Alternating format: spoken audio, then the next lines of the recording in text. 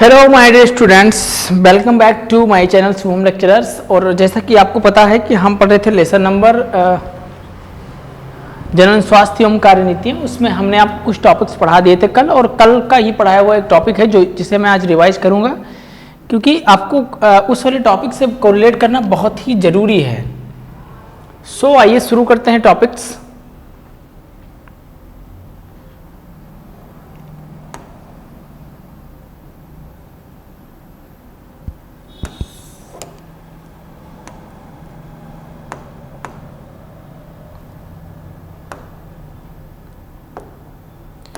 मैं बात कर रहा था जनसंख्या की 1901 में 23 करोड़ 80 लाख, और जैसे जैसे देखिए जैसे जैसे टाइम पीरियड्स बढ़ता जा रहा है जनसंख्या भी लगभग बढ़ती ही जा रही है। पहले 23 करोड़ थी, फिर 25 करोड़, फिर 125, फिर 27 करोड़ 90 लाख, फिर 31 करोड़ 90 लाख, फिर 36 करोड़ 10 लाख, फिर 43 करोड़ 90 लाख, 54 करोड़ 80 लाख, 68 करोड़ 40 लाख, 84 करोड़ 40 लाख, 102 करोड़ 70 लाख, 121 करोड़ या फिर 1.21 अरब या फिर 1.324 अरब, बढ़ती ही जा रही है लगातार जनसंख्या। इसके बाद नेक्स्ट टॉपिक जो हमें आज पढ़ना है या कवर करना है वो देखते हैं। मानव जनसंख्या वृद्धि के कारण, महत्वपूर्ण कारण क्या है जनसंख्या वृद्धि के, जो महत्वपूर्ण कारण क्या है उन्हें अध्ययन करना है। सामान्यतः प्रकृति स्वयं अपनी प्राकृतिक प्रक्रिया जैसे अकाल, महामारी, प्राकृतिक प्रकोप जैसे आंधी, तूफान, सूखा एवं बाढ़ आदि के द्वारा जीवों की जनसंख्या का संतुलन बनाए रखती है। ये प्राकृतिक आपदाएं हैं जिनसे प्रकृति में जीवों का जो संतुलन है वो मेंटेन रहता है, ठीक है। किंतु इन आपदाओं से निपटने में सामर्थ्य होने के कारण, आपदाओं से निपटने में जो सामर्थ्य है हम लोगों के अंदर, ये सामर्थ्य आ गई है कि अगर बाढ़ है तो उससे कैसे बचना चाहिए। इन सब सारी चीज़ों से निपटने की जो सामर्थ्य मानव के अंदर आई, जिसके ही परिणाम है कि हमारी जनसंख्या लगातार बढ़ती जा रही है। सबसे पहला क्या है, देखो निम्न सामाजिक स्तर। हमारे देश में लोगों का जो रहन सहन है, हमारे देश में लोगों का जो रहन सहन का स्तर निम्न है, जिसका कारण क्या है, ग्रामीण क्षेत्रों में रहने वाली अधिकांश जनता कैसी है, निर्धन, जो यह विश्वास करती है कि जितने अधिक बच्चे होंगे उतना ही अधिक धनोपार्जन करेंगे। अगर 10 बच्चे होंगे और प्रत्येक बच्चा 1000 एक महीने में कमाएगा तो 10,000 मिलेगा। ये विचारधारा लोगों के अंदर कहीं ना कहीं पनप रही है, जिसके कारण क्या हो रहा है कि जनसंख्या लगातार बढ़ती जा रही है। दूसरा पॉइंट क्या कहता है, निरक्षरता। तब भारत में निरक्षरता का प्रतिशत ज़्यादा है, पढ़े लिखे लोगों की संख्या कम है, और यदि पढ़े लिखे लोग कम हैं तो वो छोटे परिवारों का महत्व नहीं समझ पा रहे हैं, जिसके कारण लगातार जनसंख्या वृद्धि हो रही और वो संतानोत्पत्ति करते जा रहे हैं। आगे क्या कहता है, सामाजिक रीति रिवाज। हमारे देश में बच्चों को ईश्वर की देन माना जाता है। पता नहीं ये यही एक देश है जहाँ बच्चों को ईश्वर की देन माना जाता है। परिवार में पुत्र का जन्म आवश्यक समझा जाता है, यदि माना जाता है कि वंश का नाम पुत्र से ही चलता है। मतलब लोगों में ये भ्रांति फैल गई है कि जो बेटा है वही मरने के बाद श्राद्ध करेगा या तर्पण करेगा या मुखाग्नि देगा। तो बेटे को प्राथमिकता देने के चक्कर में क्या होता है कि कई सारी लड़कियों का जन्म हो जाता है। जैसे कोई व्यक्ति है जिसको लड़का नहीं हो रहा है तो वो क्या करेगा, 2-3 बार प्रयास करेगा उसके लिए, और उसके चक्कर में 2-3 लड़कियां हो जाएंगी। तो इस तरीके से भी जो परिवार है वो बड़ा हो जाता है। पुत्र की प्राप्ति की इच्छा में परिवार का भी विस्तार हो जाता है। अब अगला पॉइंट क्या कहता है, कम आयु में विवाह। ये सबसे महत्वपूर्ण चीज मानी जाती है, चाहे वो ग्रामीण क्षेत्र हो और चाहे अशिक्षित लोग हों। आज भी बाल विवाह की प्रथा है, और बाल विवाह का सबसे मोस्ट एग्जाम्पल अगर मैं आपको दूं, राजस्थान में बहुत बाल विवाह होता है, अर्ली चाइल्ड मैरिज होता है। वहाँ की पुलिस, वहाँ की सरकार सब कुछ इसको अलाउ करती है, कोई कुछ नहीं कर रहा है। अनेक कानूनी प्रतिबंधों के बावजूद कम आयु में ही अनेक विवाह संपन्न हो जाते हैं, जिसके कारण कम आयु में भी ये दंपत्ति संतान पैदा करने लगते हैं। मतलब इनकी एज पूरी नहीं होती उससे पहले ये संतान उत्पत्ति करना शुरू कर देते हैं, जिसका कारण भी क्या होता है, जनसंख्या वृद्धि होती है। मृत्यु दर में निरंतर कमी। अब देखो जैसे ही स्वास्थ्य सुविधाएं बेहतर होती जा रही हैं, लोगों की मृत्यु दर में कमी आती जा रही है। आधुनिक चिकित्सा सुविधाएं और सामुदायिक स्वास्थ्य कारणों के फलस्वरूप मृत्यु दर में लगातार कमी आ रही है एवं जन्म दर में वृद्धि हो रही है। हमारे देश में अगर बात करें 1921 में मृत्यु दर 49.2 प्रति व्यक्ति प्रति हजार थी, जो कि 1921 में इतनी थी और 2011 की जनगणना में मात्र 7.2 प्रति हजार रह गई। कितना घट गई है। इसके परिणाम क्या होता है कि जनसंख्या लगातार बढ़ती जाती है। अगला क्या कहता है कि खाद्यान्न का उच्च उत्पादन, तकनीकी सुधार एवं वैज्ञानिक अनुसंधान के फलस्वरूप खाद्यान्न के उत्पादन में वृद्धि हुई, जिससे अनाज और सब्जियों की उपलब्धता हो गई और अब लोगों को खाने के लिए मतलब भोजन के लिए कहीं ना कहीं संपूर्ण निर्भरता होगी, जिसके कारण भी जनसंख्या लगातार बढ़ेगी। अब कह रहा है जनसंख्या वृद्धि के दुष्परिणाम क्या है, कुप्रभाव क्या पड़ रहा है समाज पर, हम पर, आप पर या पूरे देश पर। जनसंख्या वृद्धि का परिणाम क्या पड़ा। सबसे पहला परिणाम शिक्षा व्यवस्था की समस्या। शिक्षण संस्थाएं कम होती जा रही हैं और जो आबादी है उसमें जनसंख्या बढ़ती जा रही है, जिससे शिक्षा के लिए प्रवेश पाना कठिन हो गया है। आप देखिए एंट्रेंस होता है हर जगह, चाहे वो नीट का एंट्रेंस हो, चाहे वो आईआईटी का एंट्रेंस हो, ये सब जनसंख्या वृद्धि का ही परिणाम है। उसमें एंट्रेंस होगा, जो बेस्ट परफॉर्म करेगा उसको सीट मिल जाएगी। प्रवेश पाना, जैसे विद्यालयों के कमरे, फर्नीचर, खेल का मैदान आदि बढ़ती जनसंख्या के लिए पर्याप्त नहीं है। आगे क्या, रोजगार की कमी सबसे महत्वपूर्ण मुद्दा ये बना हुआ है इस समय का। बढ़ती हुई जनसंख्या के अनुपात में रोजगारों की संख्या में वृद्धि पर्याप्त नहीं हुई है, जिससे बेरोजगारी की समस्या दिन ब दिन बढ़ती जा रही है। चरम पर है बेरोजगारी अपने इंडिया में। आगे क्या है, खाद्य आपूर्ति की समस्या। खाने पीने की जो चीजें हैं उसकी आपूर्ति भी नहीं हो पा रही है। जनसंख्या की वृद्धि के अनुपात में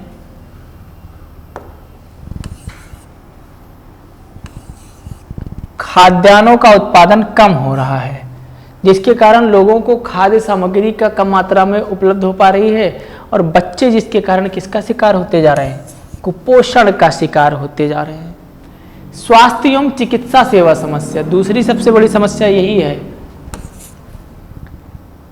परिवार में बच्चे यदि अधिक होने से मां का स्वास्थ्य खराब हो जाता है, जिससे बच्चों की उचित देखभाल न होने के कारण वे बीमार तथा दुर्बल हो जाते हैं। हमारे देश में अस्पतालों की संख्या कम होने के साथ साथ उनमें पर्याप्त औषधियां भी उपलब्ध नहीं हैं। आप पता कर लीजिएगा, आपके आसपास का जो CHC होगा, प्राथमिक स्वास्थ्य केंद्र होगा, आपने वहाँ जरूर नोटिस किया होगा कि वो सुविधाएं बेहतर नहीं है। लोग सरकारी अस्पतालों को छोड़कर प्राइवेट अस्पतालों की तरफ अपना रुख करते हैं। निर्धनता भी सबसे महत्वपूर्ण कारण है किसके लिए, जनसंख्या बढ़ने से और आजीविका के साधनों में कमी आती है। अब यदि कमी आएगी तो प्रति व्यक्ति आय भी कम हो जाएगी, और अगर प्रति व्यक्ति आय कम हो जाएगी तो जो निर्धन लोगों की संख्या है वो बढ़ेगी, जिससे लोगों के रहन सहन का स्तर लगातार गिर रहा है, जिससे जीवन संघर्ष बढ़ रहा है। आगे क्या कहता है कि जनसंख्या वृद्धि को नियंत्रण कैसे करेंगे। किसी भी देश की प्रगति पर अंकुश लगा पाना, क्योंकि इसका सीधा प्रभाव हमारे स्रोतों पर पड़ता है। मानव के लिए भक्तों को आवश्यक सुविधा प्रदान करने के लिए जनसंख्या वृद्धि की दर में कमी लाना आवश्यक है। सबसे पहले देखो, कानूनी व्यवस्था हो जाए। जनसंख्या नियंत्रण है तो संविधान में कठोर कानूनी व्यवस्था होनी चाहिए, एकदम कानून बना दिया जाए चीन वाले के जैसा, कि हम दो हमारे दो से तीन हुए, आपका सारा दाना पानी सब बंद, राशन कार्ड कैंसिल, पेट्रोल नहीं मिलेगा, डीजल नहीं मिलेगा। ऐसा करना चाहिए सरकार को, लेकिन सरकार नहीं कर रही क्योंकि उनका वोट बैंक खत्म हो जाएगा। संविधान के 42वें संशोधन 1976 में संसद और विधानसभा को जनसंख्या नियंत्रण के लिए कानून बनाने का अधिकार प्राप्त है। 42वें संविधान संशोधन 1976 में संसद और विधानसभा दोनों चाहे तो जनसंख्या नियंत्रण पर कानून बना सकती है। राज्य सरकार को परिवारों को सीमित रहने संबंधी कानून बनाने चाहिए, जिससे जनसंख्या धीरे धीरे घटे और लोगों को बेहतर सुविधाएं मिल सकें। आगे क्या है, शिक्षा व्यवस्था। जनसंख्या वृद्धि रोकने तथा परिवार को सीमित करने के संबंध में जनता को शिक्षित करना। जनता को क्या करना, शिक्षित करने वाले कार्यक्रमों में तेजी लाई जानी चाहिए, क्योंकि जब भी लोग शिक्षित होंगे तभी जनसंख्या पर अंकुश लगाया जा सकता है। आर्थिक स्थिति में सुधार, लोगों को समय पर उचित रोजगार, तथा व्यवसाय मिलने चाहिए जिससे आर्थिक स्तर में सुधार हो सके, ताकि शिक्षित होकर जनसंख्या वृद्धि से होने वाले नुकसानों को समझ सके। अगला क्या है? परिवार कल्याण संबंधी कार्यक्रम को बढ़ाना। परिवार को सीमित रखने हेतु लोगों में परिवार कल्याण कार्यक्रमों में रुचि बढ़ानी चाहिए, लोगों को इंटरेस्ट पैदा करना चाहिए ताकि वो परिवार कल्याण या परिवार नियोजन जैसे कार्यक्रमों को देखें। और सीमित परिवार वाले व्यक्तियों में बच्चों को निःशुल्क शिक्षा, ये बता रहे हैं ना, मैं बताया पेट्रोल डीजल ये सब बंद हो जाए, राशन कार्ड कैंसिल हो जाए, आधार कार्ड कैंसिल हो जाए, मुफ्त इलाज की व्यवस्था, सरकारी नौकरियों में प्राथमिकता आदि कार्यक्रम चलाने चाहिए। यही महत्वपूर्ण बिंदु हैं जिनसे देश की जनसंख्या को नियंत्रित किया जा सकता है। आगे क्या कहता है? परिवार नियोजन। परिवार कल्याण हेतु बच्चों की संख्या को सीमित कर परिवार को नियोजित करने की प्रक्रिया को परिवार नियोजन कहा जाता है। इससे जनसंख्या वृद्धि पर रोक लगाई जा सकती है। परिवार नियोजन भी एक महत्वपूर्ण तरीका है जनसंख्या वृद्धि पर रोक लगाने का या नियंत्रण करने का। अब आगे टॉपिक, हमारा नया टॉपिक क्या है? परिवार नियोजन। अब लिखा गया है कि मानव एक सामाजिक प्राणी है, अतः मानव जाति में ही परिवार की जनसंख्या की इकाई होती है।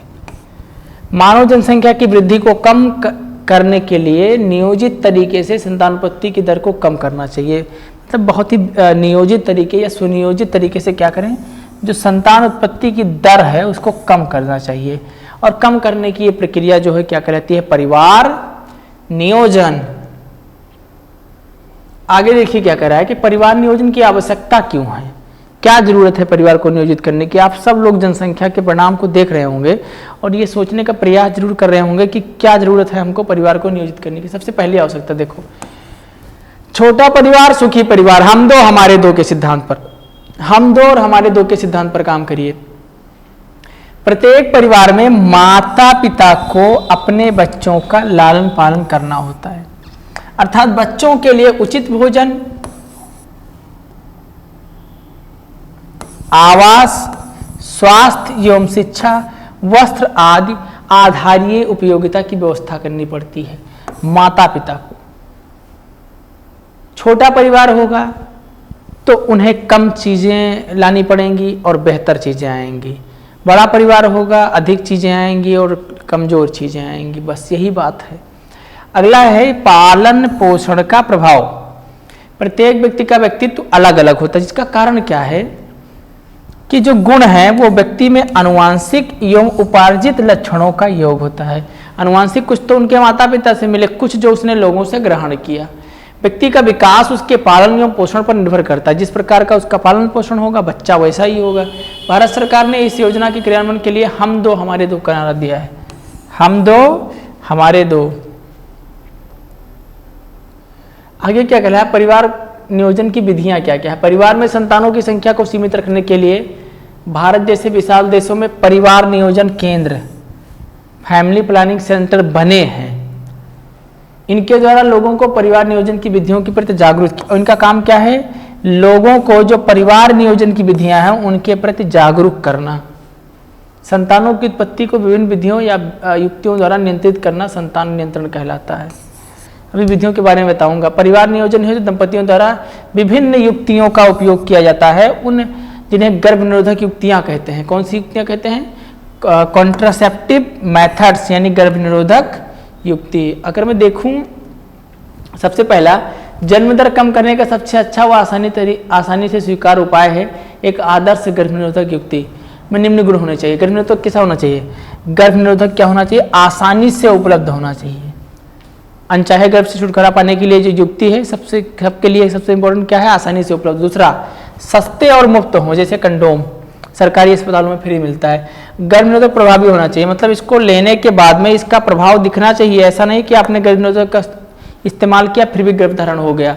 तीसरा, गर्भ निरोधक के कोई अनुषंगी प्रभाव या दुष्प्रभाव नहीं होने चाहिए।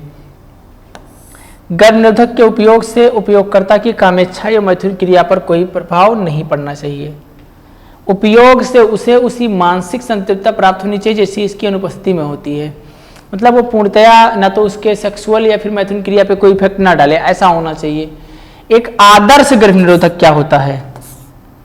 प्रयोगकर्ताओं के सभी हितों की पूर्ति करे, किसी भी प्रकार से प्रयोग करने वाले के लिए हार्मफुल ना हो, उसे एक आदर्श गर्भ निरोधक माना जा सकता है। अब देखो प्राकृतिक विधियां कौन कौन सी है गर्भ निरोधक की।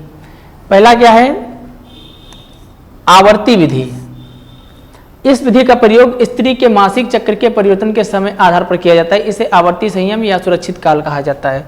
मान लीजिए किसी महिला जो है वो पीरियड्स में है, तो उस दौरान आप उसके साथ सेक्स ना करें, क्योंकि गर्भधारण नहीं होगा अगर नहीं करेंगे, और उस दौरान यदि आप सेक्स करते हैं तो गर्भधारण हो गया। तो उस दौरान आपको क्या करना चाहिए, एक संयम रखना चाहिए, अपने आप पे नियंत्रण रखना चाहिए। इसको बोलते हैं सुरक्षित काल या आवधिक संयम, आवर्ती संयम लिखा गया। दूसरा संभोग व्यवधान, दूसरा ये है।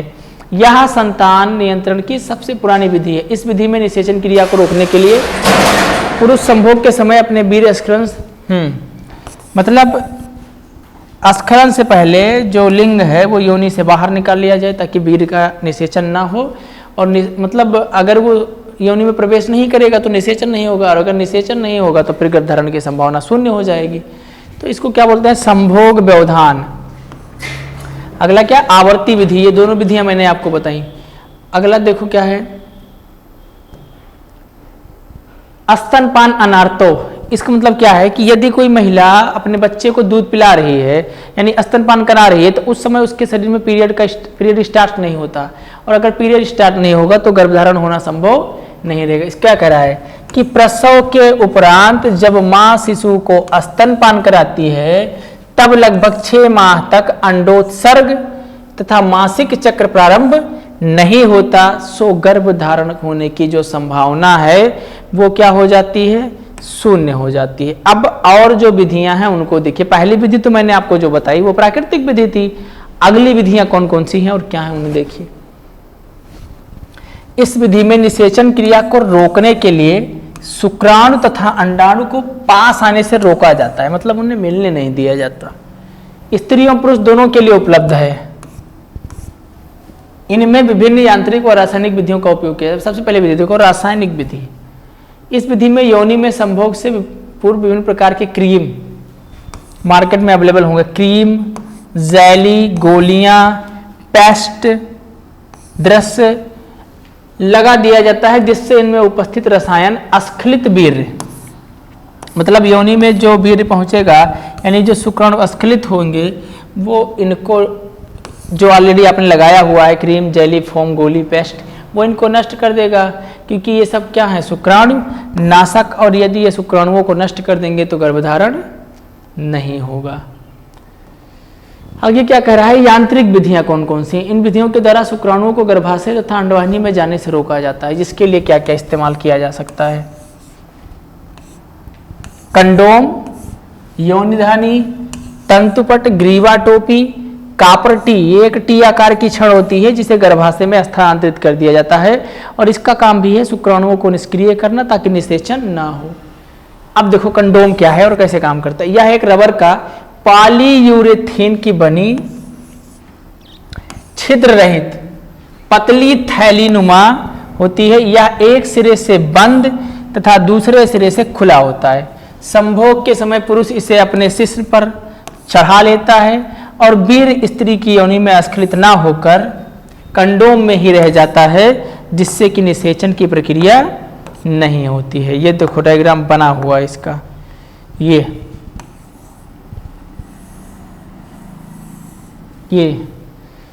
पुरुष के लिए और ये महिला के लिए है।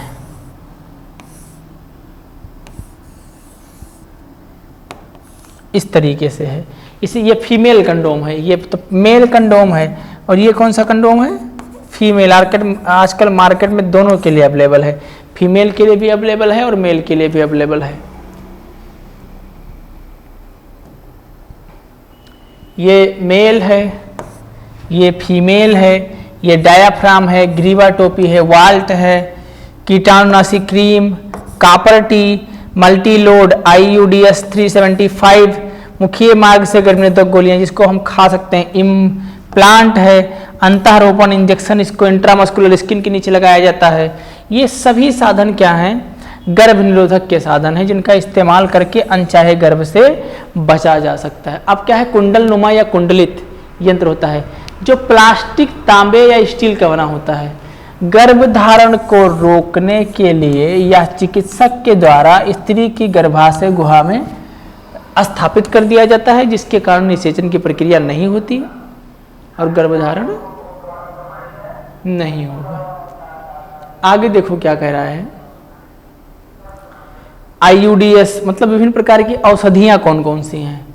आईयूडी का मतलब होता है इंट्रायूटेराइन डिवाइस। इंट्रायूटेराइन डिवाइस किसी भी प्रकार की औषधि का या रसायन का उपयोग नहीं किया जाता है।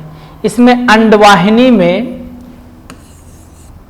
लिपलेस लूप बनाकर अंडाणु तथा शुक्राणु को मिलने से रोक दिया जाता है। अब अंडाणु और शुक्राणु नहीं मिलेंगे तो भैया निषेचन नहीं होगा, और यदि निषेचन नहीं होगा तो कोई काम ही नहीं हो सकता। अगला देखो तांबा मोचक आईयूडी, ये भी इंट्रायूटेराइन डिवाइस। इसमें तांबे के टी आकार की लूप का प्रयोग किया जाता है। यह कॉपर आयन का स्त्रावण करता है, और कॉपर आयन क्या करते हैं, शुक्राणु की बक्षकाणु क्रिया को बढ़ा देते हैं तथा शुक्राणु की गतिशीलता को कम कर देते हैं। उनके निषेचन करने की जो क्षमता है, मतलब उसको न्यूट्रलाइज करना, डीएक्टिवेट करने का काम करता है ये। और अगर वो डीएक्टिवेट हो जाएंगे तो निषेचन नहीं करेंगे, और अगर निषेचन नहीं करेंगे तो गर्भधारण नहीं होगा। अगला देखो हार्मोन मोचक आईयूडी, ये हार्मोन्स पर आधारित होती हैं तथा अंडोत्सर्ग की क्रिया को रोक देती हैं। ओवुलेशन ही नहीं होने देंगे फीमेल की बॉडी में। गर्भाशय की आंतरिक भित्ति को रोपण के लिए अनुपयुक्त बनाते हैं, जैसे प्रोजेस्टासर्ट CNG LNG 20 होना चाहिए यहाँ पर, LNG 20। ये सब किसके उदाहरण हैं इस प्रकार की युक्ति के। अब आगे देखो बंध्याकरण क्या है। जनन वाहिनियों को किसी स्थान से काट कर बांध दिया जाता है तथा जननों से मिलने वाले युग्मक के मार्ग को अवरुद्ध कर दिया जाता है, जिसको ऑपरेशन बोलते हैं आप लोग। शुक्राणु में पुरुषों में शुक्रवाहिनी और महिलाओं में अंडवाहिनी काटा जाता है, ठीक है। महिला का ऑपरेशन या महिला नसबंदी, जिसको ट्यूबेक्टॉमी बोलते हैं। क्या बोलते हैं, ट्यूबेक्टॉमी। यह विधि पूर्ण व अस्थायी विधि है। मतलब ये अस्थायी होने का मतलब क्या है, एक बार अगर ये हो गया तो दोबारा गर्भधारण होने का कोई चांस नहीं रह जाता। इस विधि में स्त्रियों की अंडवाहिनी को काट कर बांध दिया जाता है, जिससे अंडाणु अंडवाहिका में आगे नहीं बढ़ पाते और निषेचन की क्रिया नहीं होती। अब देखो अगला क्या है, पुरुष का ऑपरेशन या पुरुष नसबंदी। महिलाओं की नसबंदी की तरह पुरुषों में भी शुक्रवाहिनी के ऑपरेशन से भी गर्भधारण की संभावना अस्थायी रूप से दूर हो जाती है। पुरुष की शुक्रवाहिनी को काट दिया जाएगा और काट कर बांध दी जाएगा। यह ऑपरेशन अत्यंत सरल है तथा कभी भी कराया जा सकता है, और पुरुष की संभोग क्षमता पर इसका कोई प्रभाव नहीं पड़ता है। तो ये दोनों के लिए कॉमन है, मेल और फीमेल। ये देखो दिखाया जा रहा है, ये काट कर बांध दिया गया यहाँ पर, ये देख रहे हैं ना, इसको काट दिया गया है यहाँ से, इसको यहाँ से काट दिया गया। ये शुक्रवाहिका उच्छेदन यानी वैसोक्टॉमी है ये, और ये ट्यूबेक्टॉमी है। देखो यहाँ पर इस लेयर को काट के इधर बांध दिया गया है, इसको काट के इधर बांध दिया गया। इसको वैसोक्टॉमी महिला नसबंदी कहते हैं, और इसको बोलते हैं ट्यूबेक्टॉमी यानी पुरुष नसबंदी कहते हैं। तो नसबंदी दोनों में होती है, मेल में भी और फीमेल में भी। ये मेल वाला है और वो फीमेल वाला है। हो सकता है एग्जाम में इसका डायग्राम सहित आपको पूछ ले। सो गाइस, मुझे लगता है कि ये हमारा लास्ट टॉपिक था। तो आज का जो टॉपिक था आज यही समाप्त होता है।